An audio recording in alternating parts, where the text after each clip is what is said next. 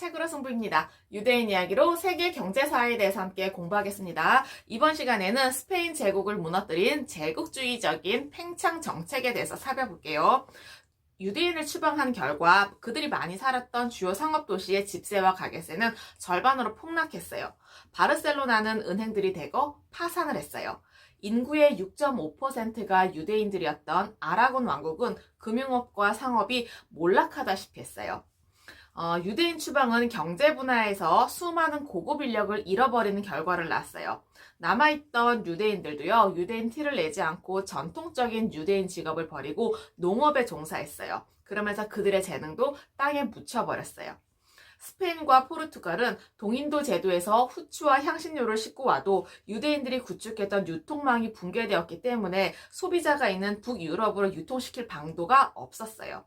동인도 제도로 싣고 갈 교역품도 구할 수가 없었어요. 이베리아 반도의 생산과 유통 기반은 무너져 버린 것이죠. 유대인의 추방은 스페인과 포르투갈 경제에 치명적이었어요. 1492년에 유대인 추방이 시작된 이후로 스페인은 카를로스 1세 때 영토상으로는 거대한 제국을 이루었지만 경제적으로는 서서히 몰락의 길을 향해 가고 있었습니다. 1492년 스페인 통일을 이룬 그해 10월에 이사벨 여왕의 후원으로 콜럼버스는 신대륙을 발견할 수 있었어요. 유럽은 13세기 말경에 마르코 폴로의 여행기를 통해서 인도를 비롯한 동양에 대한 신비감이 고조되어 있었어요. 그리고 이슬람에 의해서 정상적인 동방무역로가 차단되었어요. 그래서 새로운 항로의 개척이 필요했죠. 마침 르네상스 시기였기 때문에 지리나 천문학 지식이 늘어났어요. 조선술의 발달과 나침반의 사용으로 원양 항해가 가능해져서 대항해 시대를 열 수가 있었습니다. 유럽이 아메리카를 매개로 국제적인 우월성을 확보하기 시작했어요. 광대한 토지, 수천만 명의 원주민 노동력, 풍부한 자원을 기반으로 해서 세계를 지배할 수가 있게 된 것이죠.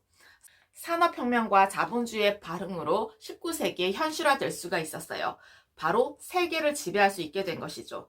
1492년은 세계사적인 전환점이에요. 이 콜럼버스로 인해서 스페인 역사상 가장 중요한 인물이 된 이사벨과 페르난도는 그들의 5명의 아이들을 포르투갈 그리고 합스부르크 왕가의 신성 로마 제국 그리고 영국으로 보내서 결혼을 시켰어요. 그러면서 유럽의 왕실들과 복잡한 관계가 맺어지게 된 거죠. 이사벨에 이어서 페르난도가 죽으면서 손자인 오스트리아 합스부르크 왕가의 카를로스 1세가 1516년에 스페인 왕으로 즉위했어요. 바로 스페인 합스부르크 왕가의 탄생이에요. 1516년 합스부르크가의 카를로스 1세는 외할아버지 페르난도로부터 스페인 본토 아라곤 왕국과 남부 이탈리아령을 받았어요. 그리고 외할머니 이사벨로부터 카스티아 왕국과 신대륙 식민지를 받았어요. 그리고 할아버지인 막시밀리안 1세로부터 오스트리아를 받았고요. 할머니로부터 지금의 네덜란드인 부르고뉴 공국을 물려받았어요. 그의 통치하에 스페인은 초강대국이 된 것이죠. 카를로스 1세는 공격적인 팽창 정책을 채택했어요. 유럽 대륙의 일에 사사건건 끼어든 것이죠. 신성 로마 제국의 황제였던 할아버지 막시밀리안 1세가 1519년에 죽었어요. 그러면서 신성 로마 제국 황제 자리를 차지할 수가 있었죠. 곧 유럽 전체를 지배해서 로마 제국을 부활시키겠다는 그 야심을 가졌어요. 그러기 위해서는 통일 자금이 필요했죠. 당시 스페인은 중남미뿐만 아니라 플로리다에도 식민지를 건설했어요. 포르투갈과 연합해서 아프리카, 브라질, 동인도 제도를 지배하는 세계 제국을 이뤘어요. 1556년에 왕위를 물려받은 펠리페 왕은 동방교역을 위해서 지중해 해상권을 보호해야 했어요. 지중해 연안을 위협하는 오스만 투르크를 몰아내기 위해서 레판토 해전을 벌였어요. 여기에서 오스만 투르크를 대파할 수가 있게 된 것이죠.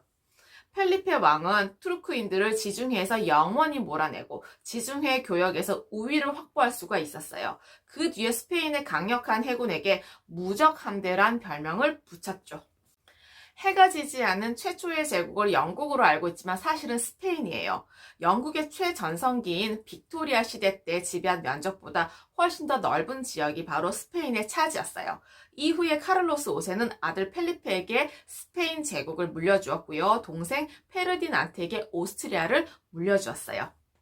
외형적인 팽창과는 달리 내실은 골마가고 있었어요. 신대륙 식민지에서는 현지 인디오들을 노예로 삼아 금은 채취 강제 노역을 시켰어요. 채굴 한 금속의 5분의 1을 스페인 본국의 왕에게 바치도록 했는데 이것을 오일조라고 불러요. 채취한 황금의 5분의 1만 스페인 왕에게 바치면 되기 때문에 수많은 사람들이 신대륙으로 몰려갔어요. 그 통에 유럽의 전염병도 함께 딸려가서 내성이 없는 원주민들의 9천만 명의 목숨을 앗아갔어요. 힘겨운 강제 노역과 함께 유럽인들이 전파한 그 전염병은요, 원주민 인구의 90%를 쓸어간 것이죠. 스페인은 16세기 중반에 전 세계의 금과 은 총 생산량의 83%를 차지하는 최고의 부국이 되었어요. 문제는 이렇게 식민지로부터 금은 보화가 들어와도 스페인의 과도한 팽창주의와 방만한 재정으로 적자 규모가 엄청났어요. 막스 베버의 추정에 따르면요, 스페인은 국가 수입의 70%를 전쟁 비용에 썼다고 해요. 제국이 워낙 커서 국가 재정에 필요한 돈이 엄청났어요. 대규모 재정 적자가 일어날 수밖에 없었어요. 같은 기간 신대륙에서 들어오는 금은 보화보다 더 많은 부채가 있었다고 합니다. 1568년부터 80년간 네덜란드와 독립전쟁을 벌일 때 더 많은 적자가 있었어요. 이렇게 되면서 스페인은 식민지의 은이 거쳐가는 단순한 경유지로 전락해버렸어요. 그러면서 국내 산업은 침체되기 시작했죠.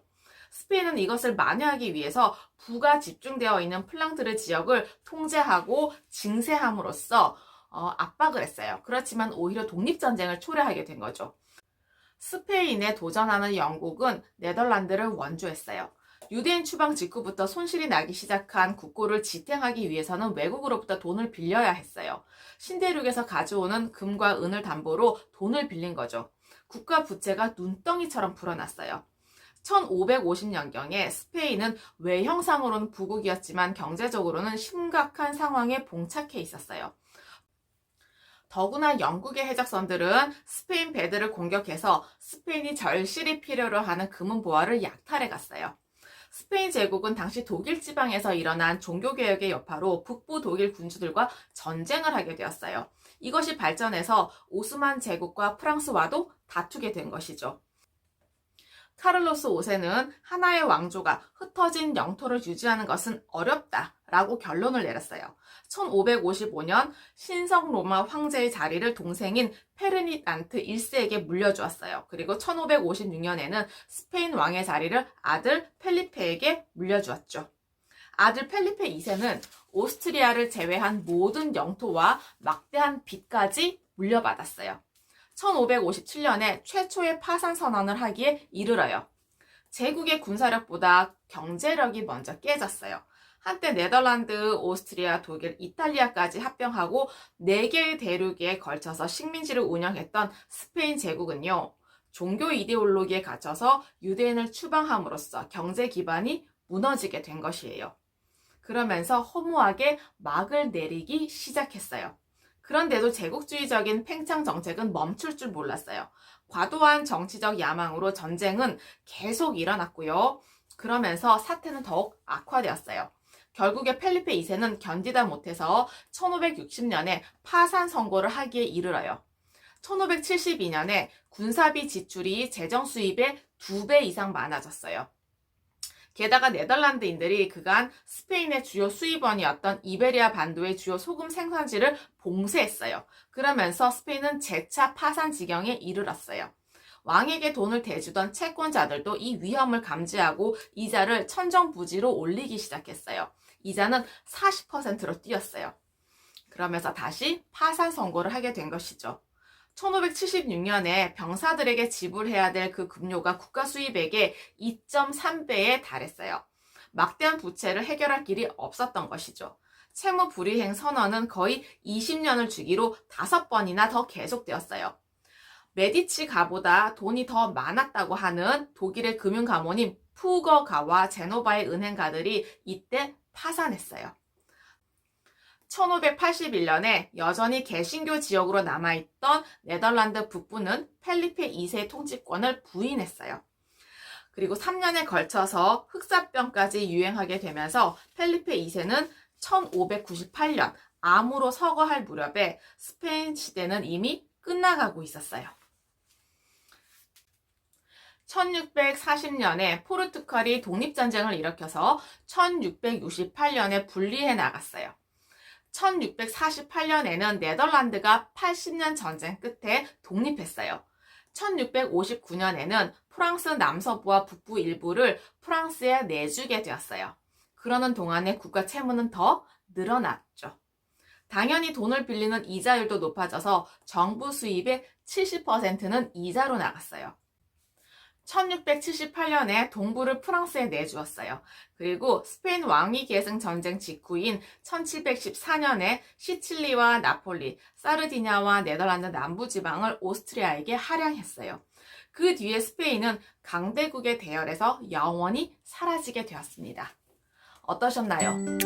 과거의 지혜와 지식을 통해서 현재와 미래의 삶이 좀 더 의미 있고 풍성해지시길 기원합니다. 감사합니다.